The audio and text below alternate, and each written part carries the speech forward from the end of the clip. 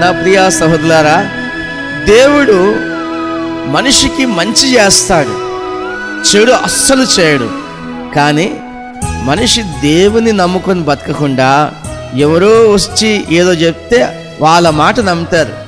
వాళ్ళ మాట నమ్మడం వల్ల ఏం జరిగింది?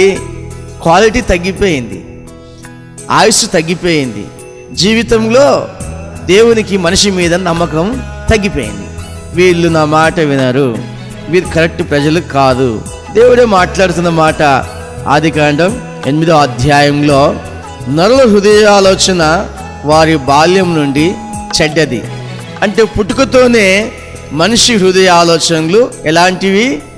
చెడ్డవి అని దేవుడు గ్రహించి ఇక మీదట మనిషిని దేవుడు నమ్మడు. దేవునికి ఒక మనిషి మీద నమ్మకం అనేది పుట్టాలి. మనం దేవుని నమ్మడం కాదు, దేవుడు మనల్ని నమ్మాలి.